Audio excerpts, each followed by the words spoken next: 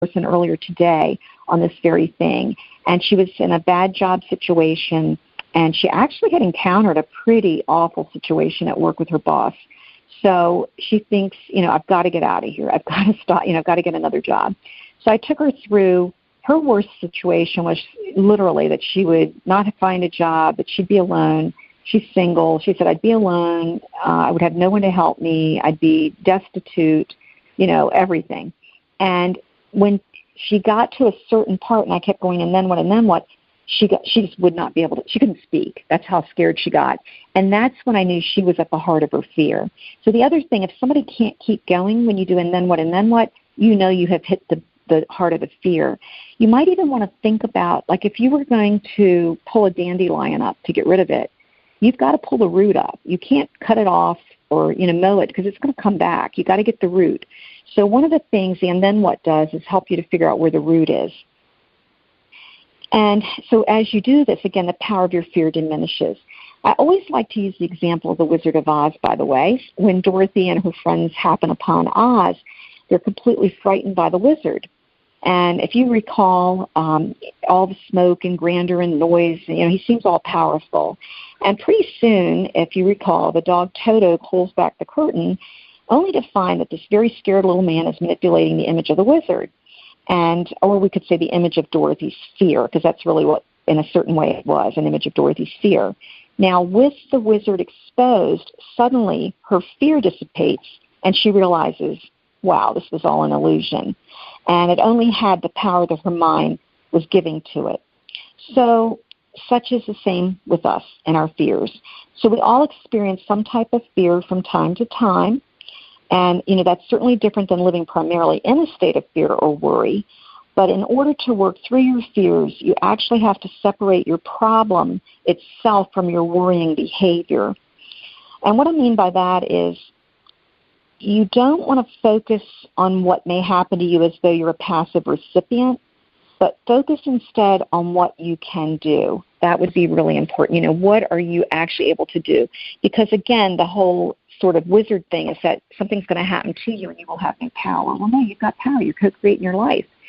So even if you feel you have no direct power to change something, you are really always able to choose your response to it. And worrying is absolutely really like wasting your valuable energy. And if you allow things to proceed, just kind of to take their course, you'll find that things always somehow work through. And worrying, what it actually does is it causes you to lose sight of your options. And when you're worrying, you don't think as clearly. When you're actually worrying, you don't think as clearly as when you're not worrying. Sometimes I think we underestimate our own courage too, because when you're positive in your approach, often you can break the spell of the fear. It's like pull the curtain back from the wizard's stage, see things for what they truly are. And while fear is the energy of standing still, what's a very interesting thing to know, and this is if you've ever followed the runes, R-U-N-E-S, it's a divination tool, a Nordic divination tool. Well, fear is one of the runes, one of the symbols, and the opposite, fear is standing still, and the opposite is flow or humor. Isn't that cool? So the opposite of fear is actually humor. And what humor does, when you can actually laugh at something, take it lighter, lighten up, then you actually go from standing still to suddenly becoming in a state of flow. So just being able to laugh a little at life, not take things too personally, too seriously, can also help you to disarm your fear. So here are a few quick pointers for getting through. So number one, acknowledge what you're afraid of. And that's an important first step in getting free of your fear. And we talked earlier, how did it get started? Where does the fear come from? Like my friend, my client who, was standing at the locker and her teacher yells at her. Is there some image, something that kind of gave you that sense, I'm not enough, or that sense of whatever the fear is about? So you have to define the parameters of your fear so that you can see where it started, and then, of course, you will know better how you can end it. And once you can identify the origin of it, the thoughts associated with it, just like we've discussed, you can recognize when your fear is affecting you and know better how to deal with it. So how did it start? Let's take a totally different kind of fear. What if it's a fear of getting on an elevator? Was there ever a trauma that you experienced associated with enclosed spaces? Or if it's a fear of being in front of people, is it that you're afraid somehow, I mean, you might have had a bad experience in being in front of people, but it could be that you're afraid of being rejected or made fun of or not being enough or being evaluated or something. But what effect does this particular fear have on you? You know, does it cause you not to participate in certain aspects of life? Because for some people, that's the truth. It does. So that's first of all. Now, second of all, I had discussed the and then what formula to get you through the fear. So definitely remember you've got that as a tool, and this is a way of releasing the power that your fear has over you. And dandelion, remember the root, finding the core. But it helps to look deeply at the root of your fears, because deep down, the thing that's down there at the root really sometimes isn't even that related to the surface fear itself. It could be something much, much deeper. Remember the friend who was afraid of being without a job, and yet she's a tenured professor, and, you know, because she had that horrible childhood experience. So it really isn't about losing a tenured job, which is very hard to lose, by the way, at a university. It was more, and she's such a professional person who, like, is an overachiever and all of that. It's more about a fear of not being enough or being alone or being destitute. But fear usually presents in layers, and I want to give you just a few ideas about that too, because there are things that happen in life. For example, you know, we're all going to become older. Someday, every one of us will leave the earth, right?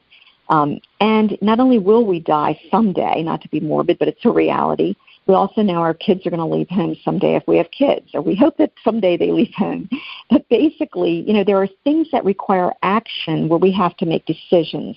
And some of my clients have expressed how hard, or rather have expressed that it has been hard to work through the fear of, let's say, going back to school to get a degree, or ending a relationship, changing a career, giving a speech, you know, whatever that is. But those are all fears that require action. So, you know, let's take what might be beneath one of these fears. So let's say you have the fear of giving a speech. Well, what's beneath it? For many people, it's the idea of forgetting what to say, looking foolish, making a mistake in front of other people.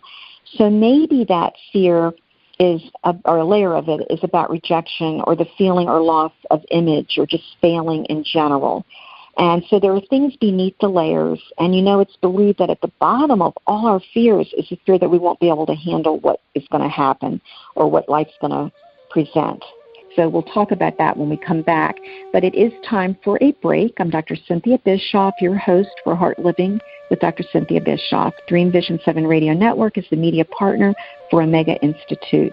For more information, go to dreamvision7radio.com. We'll be back for further tips soon on practicing faith over fear. Thank you so much for listening. Join us every Wednesday at 2 p.m. and 2 a.m. Eastern on the Dreamvision 7 Radio Network for Heart Living with Dr. Cynthia Bischoff, where you'll discover life wisdom and achieve greater spiritual awareness. Through Cynthia's coaching tips, healing stories, and inspirational interviews, you will improve your relationships, find greater balance, and achieve inner peace today. Join thousands who've transformed their lives through Heart Living. Looking for a fun and relaxing getaway? Omega Rest and Rejuvenation Retreats are a great way to unwind and renew your spirit. You can stretch your body, quiet your mind, and do as much or as little as you choose. Join us in May and we'll waive the daily fees. Located in Rhinebeck, in New York's beautiful Hudson Valley, Omega's natural environment and quiet pace allow for extraordinary experiences to unfold. Learn more at eomega.org or call 877-944-2002. That's 877-944-2002. Are you ready to live a more meaningful and passionate life? Through the principles of Heart Living with Dr. Cynthia Bischoff, international life coach and energy medicine practitioner, you'll delve into new theories, discover life wisdom, and achieve greater balance. Become inspired. Connect with Dr. Cynthia Bischoff through her Dreamvision 7 radio show. Heart Living with Dr. Cynthia Bischoff. Visit Cynthia's website at heartliving.com and like her Facebook page at facebook.com/heartliving for inspiration and guidance. Cynthia has helped thousands transform their lives. Let her lead you on a remarkable journey of the heart. After narrowly surviving the attack on Sandy Hook Elementary, first grade teacher Caitlin Royd DeBellis was left searching for answers that would never come. Eventually, she chose to focus on questions that could be answered. How do I make sure this tragedy doesn't define us? How do we get our control back? Those two questions led her to found the 501c3 nonprofit organization Classes for Classes. When gifts poured into their classroom, she decided they would help someone else by paying it forward and being kind. This developed into a social network which allows K-8 classrooms to connect so that every student in the United States can learn these crucial lessons. Classes for Classes' mission is to build students' social-emotional intelligence by connecting them to care. All C4C projects are crowd-funded. Any teacher in the U.S. can visit classesforclasses.org. That's classes, the number 4, classes.org. Sign up today. Ever wonder what it's like to have your own radio show? Well, wonder no longer, because you can dip into the radio airwaves by being host for the day on syndicated Dreamvisions 7 radio network. It's a fabulous way to get your radio feet wet. It's an opportunity to market your business, modality, or book. Have a guest, mention a sponsor, and take callers. Or you may want to facilitate a lesson by going solo. It's up to you. Listeners can be online, mobile, in cars with Bluetooth, or listen through Amazon's Echo by asking, Alexa, play Dreamvision 7 Radio Network. For more details, go to dreamvision7radio.com and click on Host for the Day.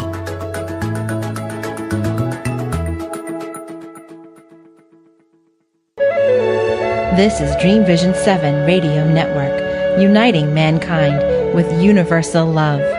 Our shows are created from the heart, bringing each listener to a place of divine enlightenment. Breathe, relax, and enjoy. Let life flow.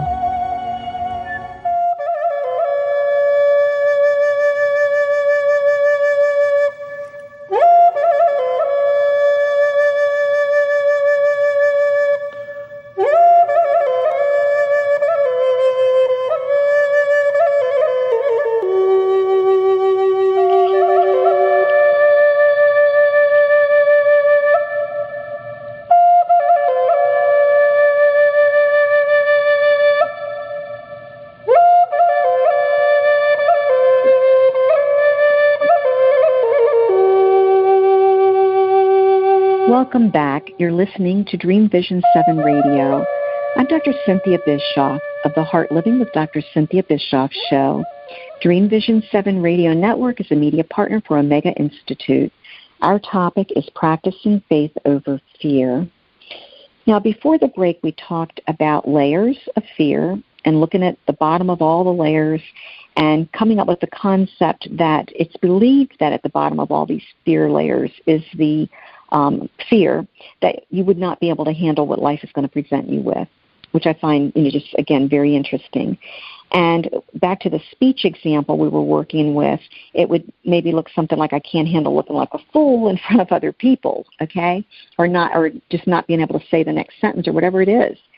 So if your fear involves a skill of competency, then you want to gather information that will actually help you dissipate your fear. And, how do you prepare for a speech? There's Toastmasters International, various groups that might help you practice giving a speech. But most of all, to work with that fear, you want to empower yourself and you want to move through and into that fear. So into it and through it, because it's almost like you'll always have the fear until you actually do it. And most of all, remember, you're not going to die while you're giving a speech. You're going to make it through it no matter what. You're going to be able to live with the outcome. And most of all, if you practice and if you plan, you're going to feel a lot better after giving that speech and getting it over with. You're probably familiar with the wonderful quote by Eleanor Roosevelt when she says, "You must do the thing you think you cannot do." I've always loved that quote, and that's perfect for this idea. Now, third point, we had made 2 points before. So third point, we talked about fear projectors. And remember, that's the other people who won't allow you to take them out of their comfort zone with your behavior. That's about the best way I can summarize it. But you don't want to let fear projectors hold you back. And you want to recognize when someone is handing you their fears, because most of the time, we feel bad or we feel somehow diminished by other people.